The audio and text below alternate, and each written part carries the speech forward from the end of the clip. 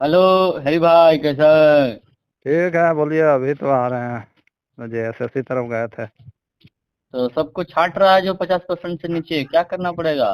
Check करना पड़ेगा क्या? यही तो मजा है सर। अब आएगा ना मजा। अभी ना आ रहा है लैंड। लैंड में ऊंट पहाड़ के नीचे आ रहा है।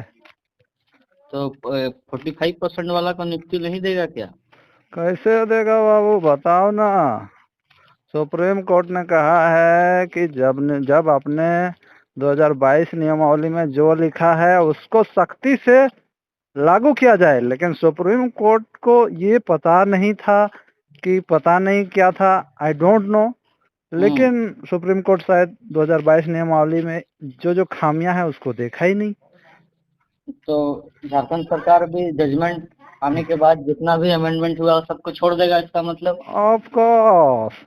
2022 नियमावली में जो भी गलती है उसको जेटेट वाला लोग दिखाया नहीं कि क्या गलती है।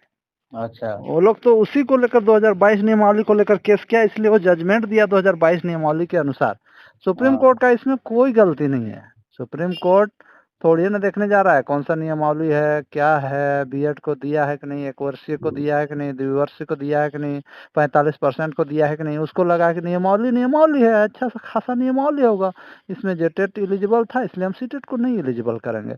लेकिन सुप्रीम कोर्ट को ये नहीं पता है कि अगर कोई नियमावली में गलती हो गया तो वो बिना संशोधन का सही नहीं हो सकता है। और संशोधन करने के बाद ही वो 45% वाला भी लाया था। फिर हम्म। संशोधन करने के बाद ही वो 33% वाला लाया था। फिर पारा शिक्षक का आरक्षण वाला जो था वो भी संशोधन किया था। संशोधन करके सीटेट को ही लाया था। अब तुम सीटेट को ही निकाल दोगे ये कह के कि अब संशोधन नहीं हो सकता है, तो भाई ठीक है। तो इसका मतलब है कि जितना संशोधन के बाद जितना अभ्यर्थी अपियर हुए थे, चाहे वो जेटेट हो, चाहे पारा हो, चाहे जो भी, सब बाहर हो जाएंगे इसका मतलब? हाँ, इसका मतलब वो 22 अक्टूबर के बाद जो भी संशोधन हुआ है वो अमान्य घोषित होंगे, क्योंकि जो नियमावली आई थी 2022 उसके बाद 24 नियमावली आई थी, वो संशोधन होके आया था, उसमें सबका निराकरण कर दिया गया था, जिसका जो प्रॉब्लम था सबको हटा दिया था। हम देख देख के हंस रहे हैं भैया कि जो आदमी फिजिक्स सॉरी मैथ ऑनर से पास ही नहीं है वो बीसीए तीसीए किया है वो भी साइंस से भर दिया है भाई। हाँ। और उसमें ये तो उसमें साफ साफ कहा है कि आपका मैथ फिजिक्स केमिस्ट्री ये सब में किसी एक सब्जेक्ट में आपका ऑनर्स रहना चाहिए, तभी आप साइंस में जा सकते हो। मतलब नहीं, मैं ये तो नियम चेंज हुआ था ना दोबारा, जो टेक्निकल स्टूडेंट को भरने दिया गया था संशोधन करके। तो संशोधन नहीं मान्य होगा ना ब्रो।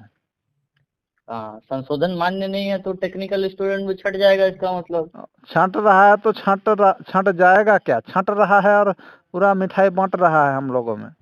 अच्छा। छांट रहा है, बीसीए वाला को निकाल दिया। हाँ, क्योंकि वो बाद में आया है। बाद में नहीं आया यार, वो नियमावली बाद में लागू हुआ।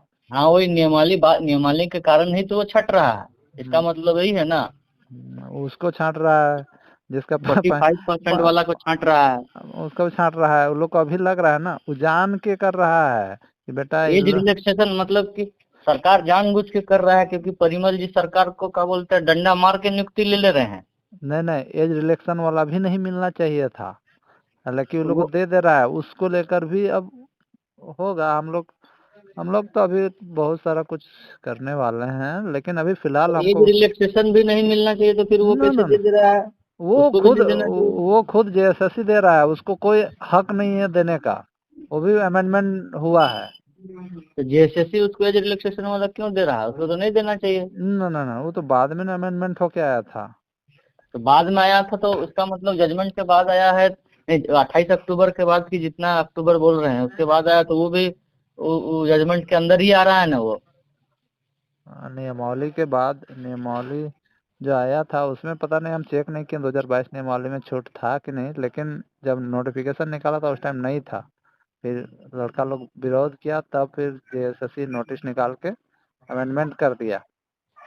सिंपल सा बात है, अमेंडमेंट पे अमेंडमेंट किया है, और हम लोग का एक अमेंडमेंट किया कि सीटेट को लागू कर दिया, उसमें दर्द हो गया सबको कि हाँ। सीटेट इज और नॉट। अभी भी लड़का बोल रहा है कि जेटेट अभ्यर्थी बोल रहे हैं हम लोग को शामिल कर लीजिए, सीटेट को मत कीजिए। इसका वाह काम वाह तो- वाह वाह वाह वाह वाह, ये लोग का अमेंडमेंट चलेगा, हम लोग का अमेंडमेंट नहीं चलेगा। वाह वाह, गजब है रे भाई। हाँ, वही ना है। आप देखिए, बता दे रहे हैं, एगो देखें जेटेट वाला लोग क्या बोल रहा है जाके, मेरा ज्यादा नंबर आ रहा है फिर भी मेरा नहीं हो रहा है। हाँ, एक अभ्यर्थी बोल रहे तो मैं डीएसबी में टीजीटी में हूँ। अरे तुम डीपीएस में टीजीटी में हो, उससे क्या मतलब है? तुम पास नहीं किया है तो नहीं होगा तुम्हारा। मतलब फिर जेएसएससी में क्यों आ रहा है? एगो अब तुम 230 नंबर लाया है तो बहुत ज्यादा नंबर ले आया है क्या? सीटेट वाला 290 लाया है, उसका उसको हटा दिया है तो तुम कौन सा बड़ा है?